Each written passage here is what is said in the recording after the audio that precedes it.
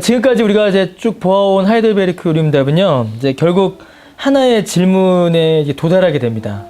오늘 아침에도 결국 하나에 도달했는데, 하나의 질문에 도달하게 되는데, 그것이 무엇이냐면, 우리에게 중보자가 필요하다라는 사실에 도달하게 됩니다. 이제 결국 이제 이 답을 내기 위해서 지금까지 온 거죠. 우리에게 중보자가 필요하다. 우리와 하나님 사이에 화목을 이루어줄 중보자, 변호인, 대리자가 필요하다라는 사실에 그 결론을 내기 위해서 지금까지 온 겁니다. 왜 필요한가? 두 가지 이유를 이제 우리가 지난주까지 살펴봤어요. 하나는 우리가 너무나 끔찍한 죄인이기 때문이다 라는 것이었습니다. 하나님께서는 이 죄를 싫어하세요. 그래서 심판하시죠. 지옥에 가면 안 되잖아요, 우리가. 그죠? 근데 지옥에 갈 수밖에 이제 없는 겁니다. 우리는 죄인이니까. 여러분, 지옥은요, 하나님의 긍휼이 중단된 곳이다 라고 우리가 볼 수 있어요. 지옥도 하나님의 손길이 있습니다. 그죠? 근데 지옥에는 하나님의 긍휼의 손길은 그치고 무엇은 있을까요? 심판, 진노의 손길은 계속되는 곳이에요. 그러니까 하나님께서, 그러니까 천국은 뭐예요? 그러면 천국은 하나님의 진노의 손길은 그치고 사랑의 손길만이 남은 곳이죠. 그러니까 지옥도 하나님의 섭리 밖에 있는 것은 아니에요. 우리가 이 죄를 해결하지 못하면 결국 우리는 이 진노로 떨어질 수밖에 없는 겁니다. 하나님과 영원한 단절, 긍휼의 단절, 하나님의 진노 아래 영원히 거하게 되는 것이죠. 우리가 죄인이기 때문입니다. 그래서 우리에게는 중보자가 필요해요. 더 중보자가 필요한 이유는 우리 자신의 힘으로는 이 문제를 해결할 수가 없기 때문입니다. 하나님은 죄를 싫어하세요. 죄는 지옥에 가야 됩니다. 그런데 우리가 우리 힘으로는 이 문제를 해결할 수가 없죠. 그래서 지난주에 살펴본 것처럼 우리는 우리 힘으로 해결하기는커녕 오히려 사태를 더 악화시킨다라고 했습니다. 죄를 더하는 게 우리가 돼요. 그래서 우리에게는요, 중보자가 필요합니다. 이제 이 중보자가 필요하다라는 사실은 우리에게 또 다른 질문을 낳아요. 무엇이냐면, 우리에게는 어떤 중보자가 필요한가? 우리에게 필요한 중보자는 어떤 조건을 갖추어야 하는가? 그 중보자의 조건이 무엇인가를 우리에게 알려줘요. 중보자 필요해. 그래?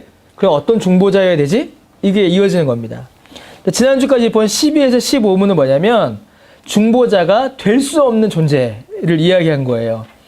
사람의 악함이 어디까지 가냐면 이제는 중보자마저도 우리가 스스로 만들어내려 하는 데 있어요. 그러니까 중보자를 우리가 만들어내거나 혹은 우리가 우리 스스로 중보자가 되거나 여기까지 사람이 시도를 하는 겁니다. 인간으로서는 도저히 해결할 수 없다라고 결론이 났음에도 불구하고 그래? 그러면 중보자 한번 만들어보지.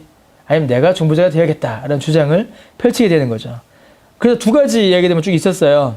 첫 번째로 사람이 다른 사람을 위한 중보자 될 수 있는가? 있나요? 없나요? 네, 없다라고 했습니다. 다른 사람이 다른 사람을 위한 중보자가 될 수 없어요. 왜 그럴까요? 저는 이게 가장 좋은 비유인 것 같은데 물에 빠진 사람이 건져낼 수가 없어요.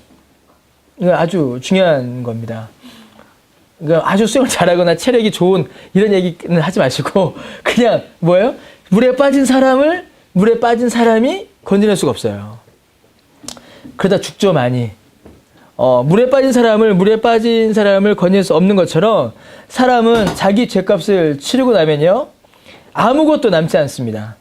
죄값이 사망이에요. 죄값은 사망인데 죄값을 치르게 되면 다시 기회가 없어요. 곧 제가 만약에 다른 사람의 죄값을 치러주고 나면 내 죄값은 그대로 남아있는 겁니다.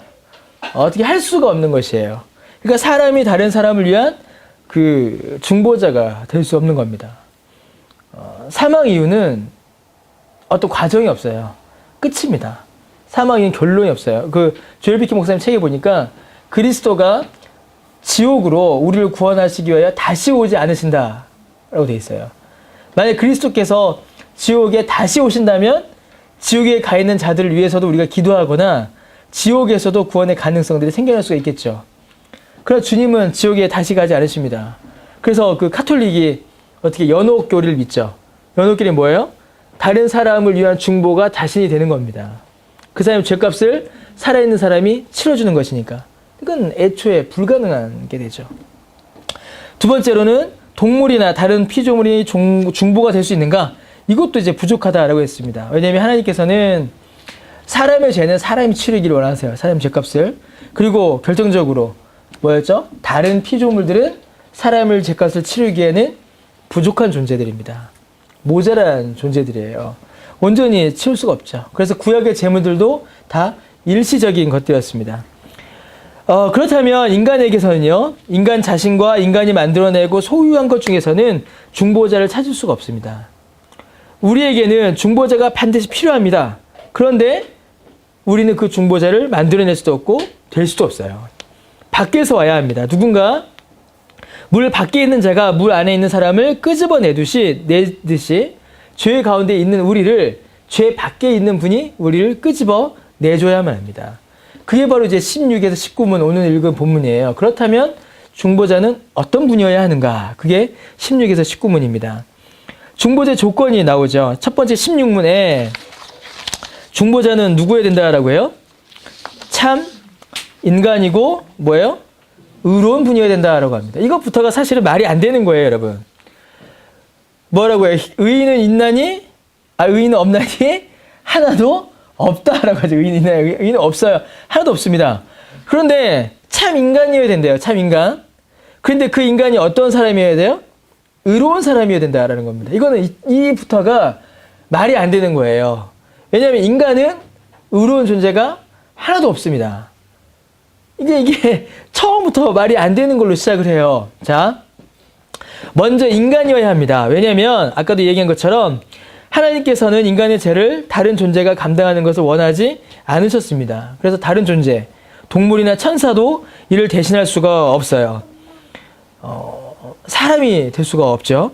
그런데 사람이어야 돼요. 그리고 그가 사람이 아닌 그냥 사람, 보통 사람이 아니라 의인이어야 한다는 겁니다. 죄가 없어야 돼요. 왜냐하면 우리의 죄의 책임을 감당하기 위해서는 사람이어야 하고 그 사람은 죄가 없어야 합니다. 왜냐하면 죄인인 사람으로서는 다른 사람의 죄값을 치를 수가 없기 때문이에요. 아까 말한 것처럼 남의 죄값 치르고 나면 내 죄값이 그대로 남아있기 때문이죠. 자신의 것도 감당하기 어렵기 때문입니다. 감당을 못해요. 어려운 게 아니라. 그런데 성경은 의인은 없나니 하나도 없다라고 했단 말이죠. 그러면 어디서 이 의인을 찾아야 하는가라는 질문이 우리에게 딱 떨어져요. 우리와 똑같은 사람이어야 합니다. 그래서 우리의 고통을 동일하게 느껴야 돼요. 그런데 우리가 느끼는 이 고통의 원인은 뭐예요? 죄입니다. 우리는 죄 때문에 이 고통을 느껴요. 그런데 우리에게 필요한 중보자는 이 고통을 우리가 동일하게 느껴야 하지만 죄는 없는 존재여야 합니다. 의로운 분이어야 한다라는 것이죠. 우리와 똑같은 사람이라 우리의 고통을 동일하게 느끼지만 동시에 죄 없이 태어났고 그뿐만이 아니라 살아가는 중에서도 죄를 전혀 짓지 않으며 율법의 요구를 완전히 만족한 사람이어야 한다는 것입니다. 누구냐라는 거죠. 이런 사람이 과연 있냐? 윤리 역사 가운데. 완전한 사람이면서 율법 앞에 완전한 의인.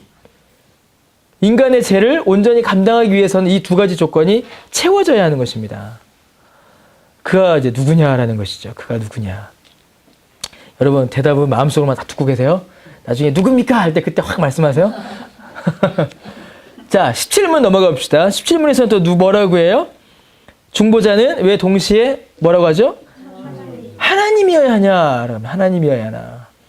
그 이유가 몇 가지 나옵니다. 이제 하나는 이제 지난주에 한 건데 우리의 모든 죄를 감당해야 되기 때문입니다.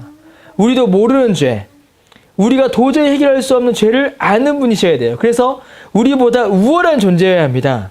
우리의 모든 것을 알며 우리보다 우월한 존재. 이거는 뭐라고요? 단순히 양적인 비교가 아니다라고 지난주에 말씀드렸죠. 사람은 30kg 드는데 중보자는 100kg 드는 그런 게 아니라 존재론적 차이입니다. 아예 다른 거예요. 인간과는 아예 다른 분이셔야 합니다. 그래야 우리의 모든 죄를 다 알고 다 해결할 수가 있으세요. 두 번째는 하나님의 진노를 감당해야 되기 때문에 그렇습니다. 답에 뭐라고 되어 있어요? 그의 신성의 능력으로 하나님의 진노의 짐을 그의 인성에 짊어지셔야 된다라고 되어 있어요. 그러니까 사람의 몸으로 하나님의 능력을 가지고 하나님의 진노를 감당해야 된다는 것입니다. 자, 하나님의 진노를 온전히 감당할 수 있는 존재는 누굴까요? 여러분, 누가 하나님의 진노를 다 감당할 수 있을까요? 이거 아주 중요한 질문입니다. 하나님의 진노를 온전히 감당할 수 있는 사람은, 온전히 감당할 수 있는 존재는 하나님밖에 없습니다.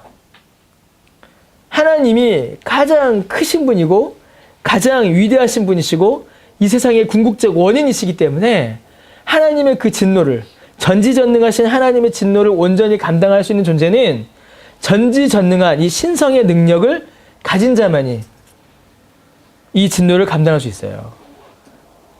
그럼 이 하나님의 전지전능하신 신성의 능력을 가진 자는 누군가요? 하나님입니다. 그러니까 중보자는 하나님이어야 돼요. 세 번째, 그 다음에 뭐라 되어 있어요? 그의 인성에 짊어지시며 또한 의와 생명을 획득하여 우리에게 돌려주시기 위함입니다. 라고 되어 있죠. 그러니까 중보자가 하나님이어야 되는 이유는 두 가지 이유입니다. 하나는 하나님의 진노를 감당하기 위함이고, 두 번째는 우리에게 의와 생명을 주시기 위함입니다.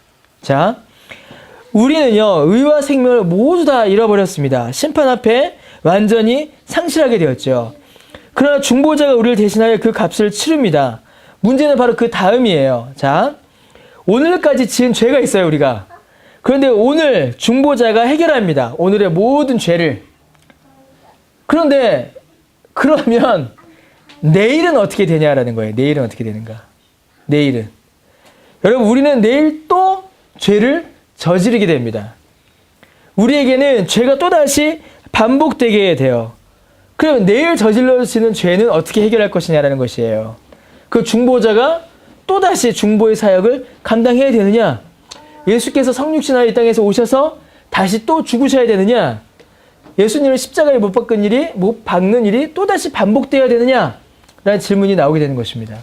근데 성경은 뭐라고 하냐면 예수님의 십자가 고난은 단회적이다라고 이야기해요. 반복되지 않는 것이죠. 우리의 중보자는요, 우리의 죄의 짐을 해결함과 동시에 그 이후, 곧 구원받은 이후 살아갈 만한 생명과 의를 우리에게 주시는 분이어야 합니다. 곧 생명과 의의 주인이셔야 돼요. 자, 아까 얘기했죠. 제가 만약에 다른 사람의 죄값을 치러요. 죽어야 합니다. 전 죽었어요. 그 사람 죄값은 치렀습니다. 내 죄값은 누가 치러줘요? 아무도 못 치러줍니다. 그러면 중보자는 최소한 생명과 의의 여유가 있어야 돼요. 여유가. 근데 그 여유가 몇 명 분이어야 돼요? 우리 열매 맺는 교회 성도만큼만 해주시면 되나요? 아니죠. 오고 오는 모든 역사 가운데 있는 주의 백성들을 위한 값이어야 합니다. 그거는 생명과 의의 주인만 가질 수가 있어요. 그게 누구세요? 하나님이십니다. 완전한 사람이면서 인간의 고통을 다 겪고, 인간의 고통을 다 겪으나 죄는 없으시고, 그러니까 사람이어야죠. 하나님의 진노, 그리고 사람이시고 의인이셔야 되죠. 하나님의 진노를 다 감당하시고 그 백성에게 생명과 의를 주시는 생명의 근원 되신 분, 하나님입니다. 그래서 우리의 중보자는 완전한 사람이요 완전한 하나님이셔야 하는 것이에요. 우리가 원하는 중보자가 바로 이런 분입니다. 우리의 모든 연약함을 실제로 이해하며 그 고통을 짊어지는 존재이셔야 돼요. 이게 히브리서 5장 7절에서 9절에 나오죠. 히브리서 5장 7절에서 9절에 뭐라고 되어 있어요? 그는 육체에 계실 때에 자기를 죽음에서 능히 구원하실 이에게 심한 통곡과 눈물로 간구와 소원을 올렸고 그의 경건하심으로 말미암아 들으심을 얻었느니라. 그가 아들이시면서도 받으신 고난으로 순종함을 배워서 온전하게 되었은즉 자기에게 순종하는 모든 자에게 영원한 구원의 근원이 되셨다 되어 있습니다. 영원한 하나님이시지만 우리 가운데 연약함으로 오셔서 실제로 우리의 모든 연약함을 이해하실 뿐만 아니라 감당하셨다라는 것이에요. 또 우리의 모든 연약함을 실제로 이해하며 짊어지지만 죄는 없는 분이셔야 한다는 것이죠. 이건 어디 나와요? 히브리서 4장 15절에 나옵니다.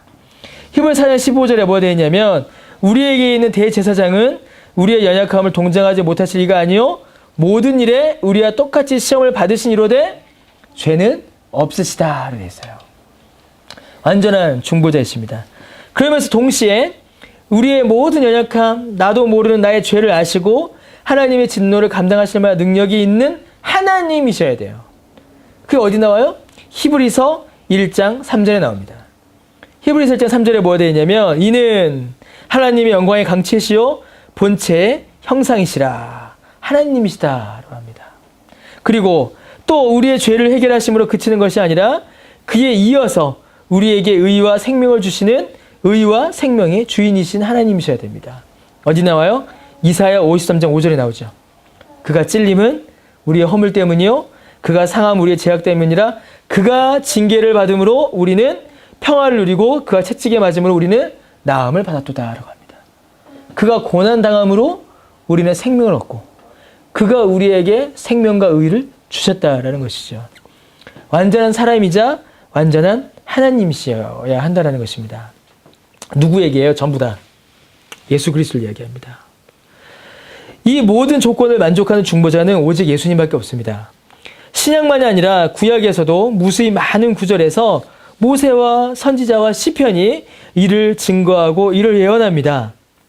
아직 오지 않은 중보자, 곧 메시아의 조건이 구약 성경에 이미 예언되어 있는 것이에요. 이 예언의 실현, 곧 완전한 사람이시고 완전한 사람이나 죄가 없으신 의인이시고 동시에 완전한 하나님이신 분, 그분이 바로 예수 그리스도이시죠. 그가 이 땅 가운데 오신 것입니다. 완전한 하나님이시면서 완전한 사람으로 이 땅에 오셔서 우리를 위하여 그 모든 사역을 감당하시고 우리를 죄에서 건지신 그 은혜를 우리에게 베풀어 주신 것이죠. 여러분, 결국 그 그리스도의 성육신은요, 완전한 하나님이시면서 완전한 사람이신 그 그리스도를 믿는 것입니다. 이 그리스도의 성육신을 믿는 것은 기독교 복음의 핵심을 믿는 것이에요. 이거는 사실은 이해가 매우 어려운 것입니다. 대부분의 이단들이 이를 이해하려고 했어요. 그런데 이거는 믿음의 대상이지 이해의 대상이 아닙니다. 그런데 이것을 이해하려고 하다 보니까 어떻게 됐을까요? 왜곡이 일어나 버렸어요. 그래서 초대교회 당시 이단들은요, 초대교회뿐만 아니라 지금도 예수님이 완전한 사람이며 완전한 하나님이시다는 이 사실을 논리적으로 설명하려는 시도를 하다 보니까 이 관계를 어그러뜨립니다. 어느 한쪽을 죽여버려요. 초대교회 당시에는요, 예수님의 사람 되심을 인정하지 못했습니다.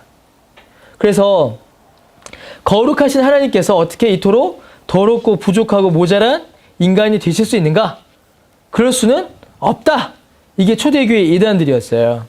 그래서 예수님의 신성과 인성을 분리해버립니다. 예수님의 인성은 그저 껍데기 정도로 이해하기도 했고요. 예수님의 인성은 실체가 아니고 그저 환상이다 라고 말하는 사람들도 있었습니다. 아니면 그냥 잠시 예수님이 사용하신 가면 정도로 이해하는 사람들도 있었습니다. 그래서 예수님의 거룩하신 신성이 더러운 인간의 몸으로 인하여 더럽혀질 수 없다라는 주장을 한 것이죠. 그 예수님의 신성을 강조하다 보니까 예수님의 사람 되심을 부정한 것이에요. 잘못된 것이죠.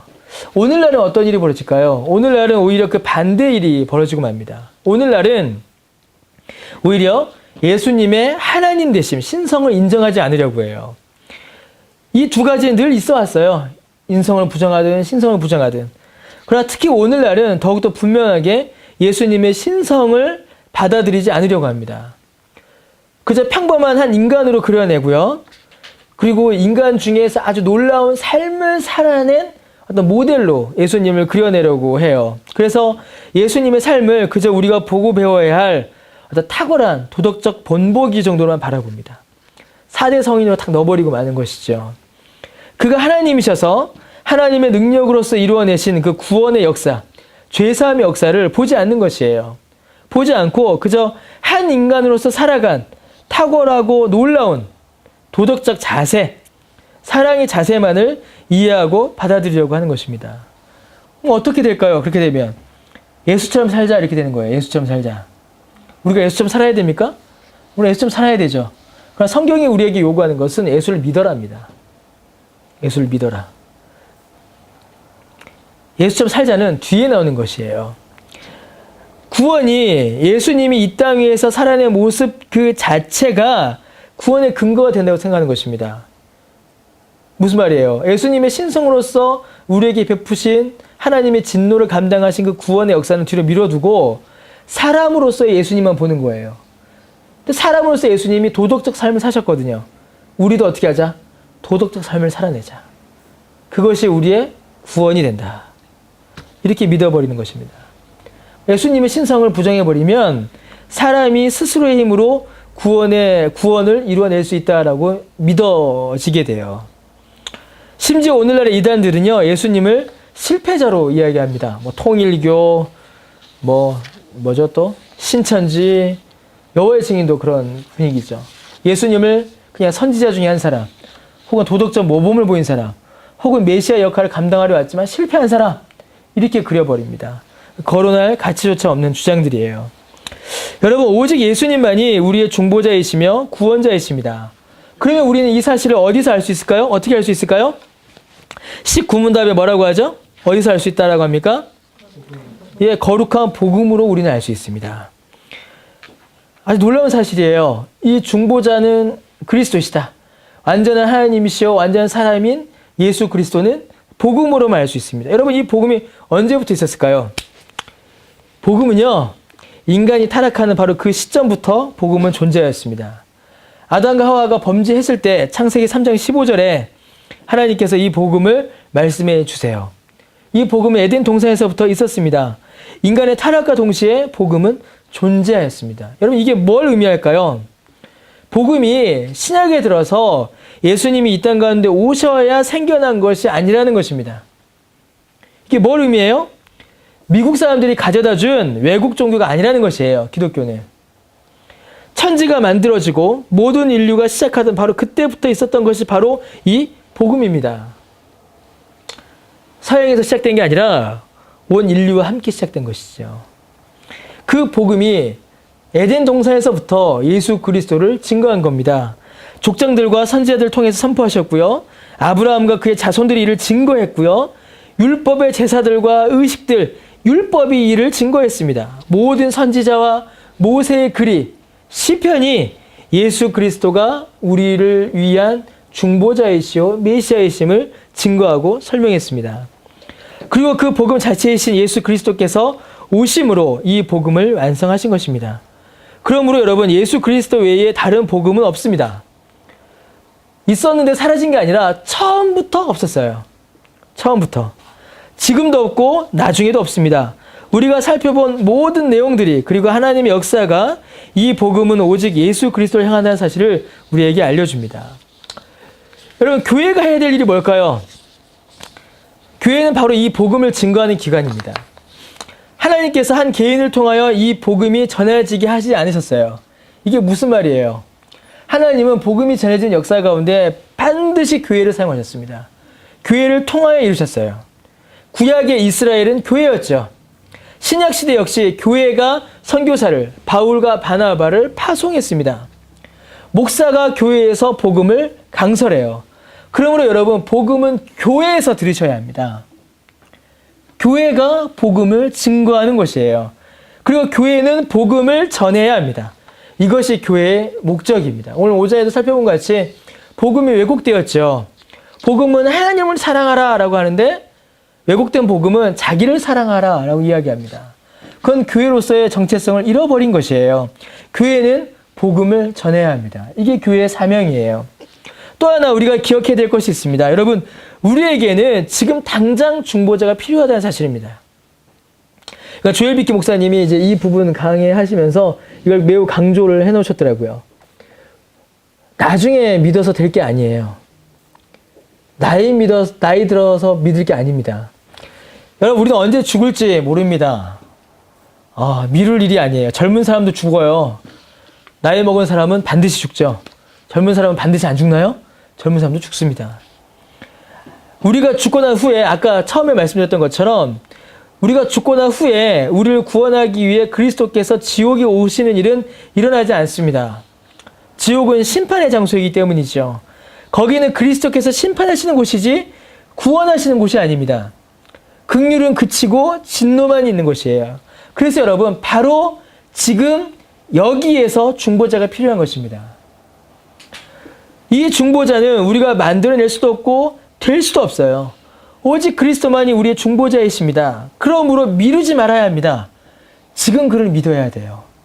뭐 여러분들 다 믿죠? 우리 주위에 믿지 않는 자들에게도 지금 오늘 전해야 됩니다. 그들에게는 중보자가 지금 당장 필요한 것이에요. 우리가 심판의 날에 하나님 앞에 어떻게 설까요? 심판의 날에. 우리 전도폭발 첫 번째 질문 있죠. 선생님, 오늘 밤이라도 이 세상을 떠나신다면 천국에 들어갈 자신이 있으십니까? 저는 이 질문 되게 좋아요. 저는 이 질문 정말 좋은 질문이다라고 저는 생각을 합니다. 여러분 앞에 누가 질문할 겁니다. 그리고 어느 날 갑자기 예수님 지금 당장에도 오실 수 있어요. 그럼 우리가 예수님 앞에, 하나님 앞에 무엇을 내어놓을 수 있겠습니까? 뭘 내놓을 수 있을까요? 정기적인 예배 참석. 저는 성경을 매일 잘 읽었습니다. 저는 매일 기도했죠. 저는 무려 헌금을 이만큼 했습니다. 저는 선행을 많이 했어요. 여러분, 이런 것들로 심판을 면할 수 있을까요? 이런 것들이 우리에게 확신을 준다라고 생각할 수 있어요. 그리고 자신을 가만히 보니까 나는 천국에 들어갈 만한 자신이 없을 수도 있습니다. 그건 당연한 겁니다. 없을 수도 있어요. 그런데 여러분, 이런 것들로는 심판을 면할 수 없어요. 그리고 중요한 거는 이런 것들 때문에 하나님께서 우리를 심판하지도 않으십니다. 여러분 잘 들으셔야 합니다. 우리가 심판을 면할 수 있는 이유는, 하나님께서 우리를 심판하시는 이유는 예수 그리스도입니다. 우리가 이 심판을 면할 수 있는 것은 예수 그리스도 때문에 이 심판을 면하는 것이고, 우리가 심판을 받는 것은 예수 그리스도를 믿지 않기 때문에 심판을 받는 것입니다. 우리는 모두 다 악행이에요. 악인입니다. 다 죄를 지었어요. 죄로 인하여 주께서 우리에게 진노하십니다. 그런데 그 죄를 벗을 수 있는 길은 오직 예수 그리스도밖에 없어요. 우리가 마지막 심판 때에 하나님 앞에 설 때에 내어놓을 수 있는 것은 내가 중보자 예수 그리스도를 믿습니다라는 이 믿음밖에 없습니다. 이거 외에는 이 심판을 벗어날 길이 없습니다. 우리는요, 종종 우리 자신에게 잘못한 사람을 용서합니다. 우리 지난번에도 설교 때 말씀드렸죠. 왜냐하면 묵인하고자 하기 위함이죠. 나도 죄인이기 때문에 그렇습니다. 당신 용서하겠습니다. 뭐 나도 죄인인데요. 똑같습니다. 그런데 여러분, 하나님은 죄가 없으세요. 그러므로 하나님은요, 우리의 죄에 대하여 심판하십니다. 우리의 악행이 전부 드러날 때 하나님은 그 악행에 대하여 우리를 심판하신다는 것이에요. 지옥 가야 합니다. 그런데 우리가 죄사함의 은혜를 구할 수 있는 것, 그리고 하나님께서 우리를 용서하시는 것, 그리고 우리를 천국으로 옮기시는 그 모든 일의 근거는 중보자 예수 그리스도밖에 없습니다. 예수 그리스도가 완전한 사람으로서 우리의 고통을 다 짊어지시고, 완전한 하나님으로서 하나님의 진노를 다 감당하시고, 의와 생명의 주인으로서 우리에게 영원한 의와 영원한 생명을 주신 일을 하시기 때문에, 그 예수님 때문에 우리가 천국에 갈 수 있는 것이죠. 성경은 그리스도의 이름으로 우리는 반드시 구원받는다라고 이야기합니다. 예수 믿으면 구원받을 거야. 구원받을 수도 있어. 자, 예수님 믿으면 구원받지. 그러나 거기에 무언가를 더하여야 돼. 라고 가르치지 않아요. 예수님의 이름은 반드시 우리에게 구원을 준다라고 가르칩니다. 오직 그리스도만이 유일한 길이요 진리요 생명이며 그 이름 외에 그 어떤 것도 구원 얻을 만한 다른 이름을 주지 않으셨습니다. 이 말은 예수 그리스도 외에 다른 그 무엇도 더해지지 않는다라는 것입니다. 최선의 것을 다하고 최선의 것을 기대하자. 믿음 안에서는 말이 안 되는 것이에요. 진인사 대천명, 이게 우리의 구원에서는 대입되지 않는 겁니다. 우리의 최선의 노력을 쏟아부으면 하나님께서는 최선의 것, 구원을 나에게 주시겠지. 이게 아니에요. 하나님의 역사는 나의 최선과는 상관없이 일어납니다. 나의 최선은, 내가 최선을 행하는 것은 이미 주신 은혜에 대한 감사이지, 그것으로 하나님으로부터 은혜 받겠다라는 근거가 될 수는 없는 것입니다. 전적으로 거저 주시는 것이죠. 오직 예수 그리스도를 믿는 믿음으로만 이 은혜를 우리가 받아 누리는 것입니다. 그 믿음에 무언가 다른 것을 조건으로 걸 때 이미 전적인 은혜를 우리는 잃어버리고 마는 것이에요. 오직 은혜로 주시고, 오직 그리스도만이 주시며, 오직 믿음으로만 받으며, 오직 성경만이 구원의 유일한 길을 제시하고 있습니다. 이 모든 일들을 통해 오직 하나님께만 영광을 돌려드리게 되죠. 결국 우리가 지금까지 해온 것들이 다 뭐예요? 전부 다 이겁니다.